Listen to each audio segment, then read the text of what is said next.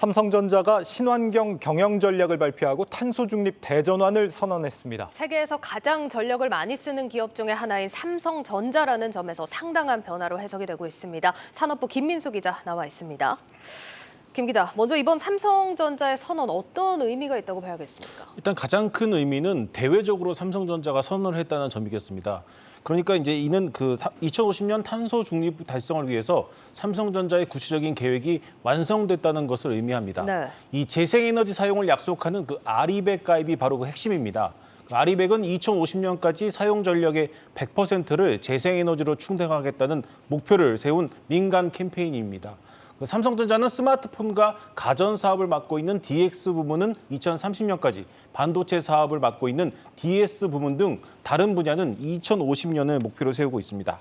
지금 현대차를 비롯해서 국내 주요 기업들은 이미 아리백에 많이들 이미 가입을 한 상태입니다. 예. 리딩 기업인 삼성 입장에서는 굉장히 좀 늦게 가입한 게 아닌가 이런 생각도 드는데요. 네, 그렇습니다. 4대 그룹 가운데 마지막으로 가입을 했습니다. 분명히 늦은 감은 있습니다. 예. 이 반도체 라이벌 SK 하이닉스가 이미 아리백에 동참을 했고요.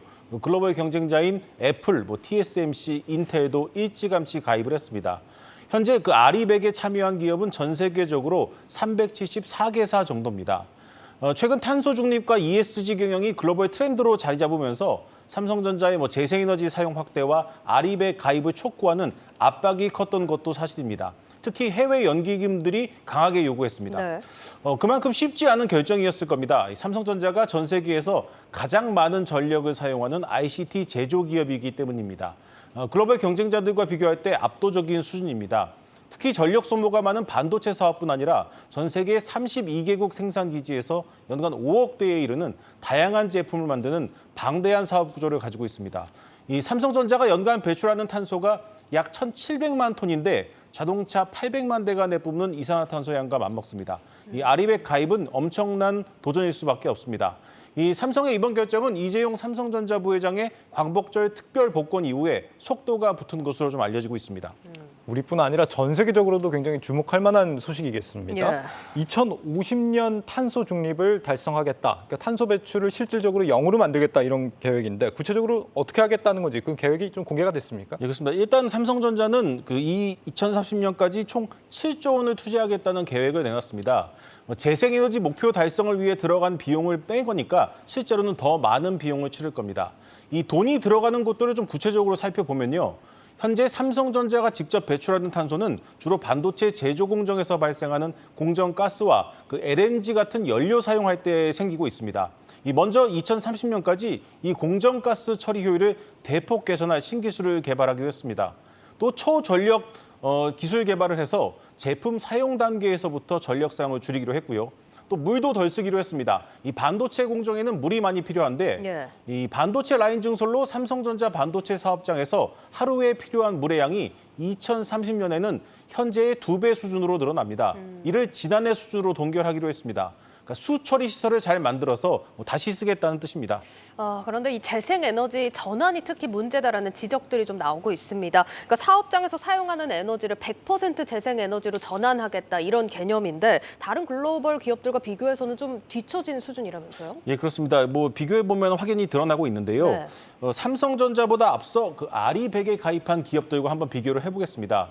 2020년 기준으로 아리백에 가입한 기업 315곳은 연간 전력 소비량의 45%를 재생에너지로 충당한 것으로 나타났습니다. 그런데 삼성전자의 전환율은 지난해 기준 16%에 불과합니다. 삼성의 경쟁자인 미국 애플은 이미 재생에너지 100% 전환을 완료했고 네.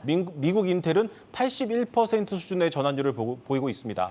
이 삼성은 이번 신환경 경영 전략을 통해서 우선 5년 내에 모든 해외 사업장에서 재생에너지 목표를 달성하겠다고 밝혔습니다. 이미 중국과 미국, 유럽 사업장은 목표를 달성한 상황이고요. 국내는 시간이 조금 더 필요하다는 건데 문제는 이 국내 사업장의 재생에너지 목표 달성이 쉽지 않다는 점입니다. 바로 이 수급 때문인데 이 재생에너지 수급이 원활한 미국과 중국, 유럽은 이미 100%를 달성했는데 핵심 생산 기지가 밀집한 국내 재생에너지 전환율은 아직 16%에 불과한 상황입니다. 예, 그러니까 경쟁 구도에 있는 글로벌 기업들과 비교하면 차이가 꽤 크게 나고 있는 건데 왜 이렇게 뒤처지고 있다고 봐야겠습니까? 일단 근본적인 원인 이 두 가지가 존재를 합니다. 기업이 필요로 하는 만큼의 재생에너지가 없고 그나마 있는 것도 비싸다는 겁니다. 우리나라의 재생에너지 발전 비중은 지난해 기준으로 OECD 평균의 4분의 1 수준에 불과합니다. 이 삼성전자를 비롯한 지난해 우리나라에서 전력 사용량이 가장 많은 상위 30개 기업이 쓴 산업용 전력은 이 102테라와트시였습니다. 그런데 우리나라 전체 재생에너지 발전량은 그 43테라와트시에 불과합니다. 그 이들 기업이 모두 그 RE100을 달성하려면 태양광, 풍력 발전 설비를 지금보다 3배 가까이 늘려야 한다는 계산이 나오고 있습니다. 또 이 재생에너지 값이 비쌉니다. 미국이나 중국과 비교해 볼 때 국내 태양광 발전 단가는 3배 가까이 높습니다. 재생에너지가 귀하다 보니까 웃돈을 주고 사는 그 재생에너지로 웃돈을 주고 인정해주는 재생에너지 구매 프리미엄도 미국과 중국보다 엄청나게 가격이 높습니다. 이 부담이 크니까 기업들이 사용하기를 꺼리게 되는 것이죠. 여기에 새 정부가 원전 비중을 늘리면서 재생에너지 발전 비중을 기존 계획보다 축소했습니다. 앞으로 가격이 더 뛸 가능성이 있습니다. 이 더 큰 문제는 삼성전자가 재생에너지를 적극적으로 쓰기 시작한다면 가격이 더 오를 것이라는 점입니다. 삼성전자가 치러야 할 비용이 더 늘어나게 되는 것이죠. 이 경쟁자인 애플이나 인텔, TSMC가 이미 RE100에 가입했지만 유독 삼성전자만 가입을 미뤄온 이유입니다. 신재생 에너지로의 전환은 사실 피할 수 없는 흐름인데 이 정치적인 이유 때문에 혹은 뭐 특정 이익 집단의 어떤 이권에 의해서 좀 거꾸로 가고 있다라는 점이 상당히 좀 우려스럽습니다. 결국은 삼성전자의 탄소 중립도 이제 국가나 어떤 사회적인 지원이 없이는 좀 불가능하다 이런 예상도 드는데 어떤 게 좀 필요하겠습니까? 그렇습니다. 삼성전자도 오늘 그 같은 우려를 좀 밝히기도 했습니다. 오늘 신환경 경영 전략을 발표하면서 원활한 재생에너지 전환을 위해선 전 사회적인 노력이 필수적이다 이렇게 호소하기도 했습니다.